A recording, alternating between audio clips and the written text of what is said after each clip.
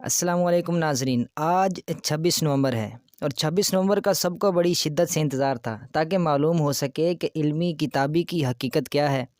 جی ہاں، آپ صحیح سمجھے، میں بات کر رہا ہوں مفتی حنیف قریشی اور انجینئر محمد علی مرزا کے مابین ہونے والے مناظرہ کی۔ سب سے پہلے اس کا پس منظر کی طرف تھوڑی نظر دوڑاتے ہیں، مگر اس سے پہلے اگر آپ نے ہمارے چینل کو ابھی تک سبسکرائب نہیں کیا تو ہمارے چینل کو سبسکرائب بھی کریں اور ساتھ لگے بیل کے آئیکن پر کلک کر کے آل کے نوٹیفیکیشن کو بھی ضرور آن کریں تاکہ ہماری ہر آنے والی نئی ویڈیو آپ تک بروقت پہنچ سکے۔ چلیے شروع کرتے ہیں۔ ناظرین، اگر آپ سوشل میڈیا استعمال کرتے ہیں تو آپ اس سے بخوبی واقفیت رکھتے ہوں گے کہ انجینئر محمد علی مرزا بند کمرے میں بیٹھ کر عرصہ دراز سے علماء کے خلاف بولتا ہے، بلند و بانگ دعوے کرتا ہے، لیکن کسی کے سامنے نہیں آتا، سامنے آنے سے گھبراتا ہے۔ آپ مفتی طارق مسعود کے والے معاملے سے بخوبی آگاہ ہوں گے۔ اس بار ہوا کچھ یوں کہ 3 مہینے قبل ایک اینکر پرسن اویس ربانی کے چینل پر ایک ویڈیو اپلوڈ ہوئی جس کے تھمبنیل پر ہی یہ لکھا ہوا تھا کہ مرزا کا میں اور مولانا میں تمام علماء کرام کو کھلا چیلنج۔ اس کے بعد انہوں نے کم و بیش 1 مہینہ قبل اپنے چینل پر ایک ویڈیو اپلوڈ کی جس پر انہوں نے اعلان کیا کہ 26 نومبر کو میں مفتی حنیف قریشی کے ہمراہ جہلم اکیڈمی میں جاؤں گا اور مرزا سے مناظرہ ہوگا۔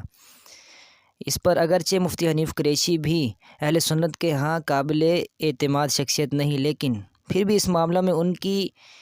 جرأت قابل تعریف ہے۔ انہوں نے مناظرے کا چیلنج قبول کرتے ہوئے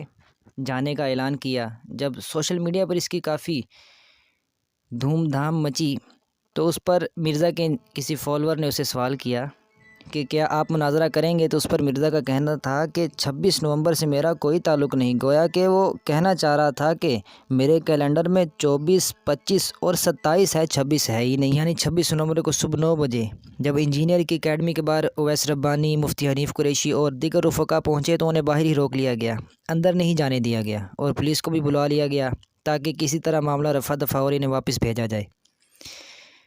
کافی جد و جہد کرنے کے بعد اور کافی پیغامات بھیجنے کے بعد کہ انجینئر صاحب کسی طرح راضی ہوں کہ وہ ہم سے مناظرہ، مباحثہ، مکالمہ، ڈیبیٹ کچھ بھی کرنا چاہیے تو ہم ان کے لیے حاضر ہیں، لیکن انجینئر اپنی وہی پرانی کارکردگی اور ہٹ درمی پہ ڈٹا رہا کہ امی نہیں مانتی، جس پر اویس ربانی اور دیگر احباب کم و بیش اکیڈمی کے باہر 6 گھنٹے انتظار کرنے کے بعد انہوں نے بھی واپس کی راہ لی۔ آج یقیناً انجینئر کے فالوورز کو سوچنا ہوگا کہ یہ کس شخص کے پیچھے چل رہے ہیں کہ جو انتہائی مکار اور دجل فریبی سے کام لیتا ہے، کہ جو اپنے دعوے کو بھی ثابت نہیں کر سکتا اور سامنا کرنے سے اتنا ڈرتا ہے کہ اکیڈمی میں چھپ جاتا ہے جب بھی کوئی اس کے پاس آتا ہے۔ ناظرین والسلام، ملتے ہیں اگلی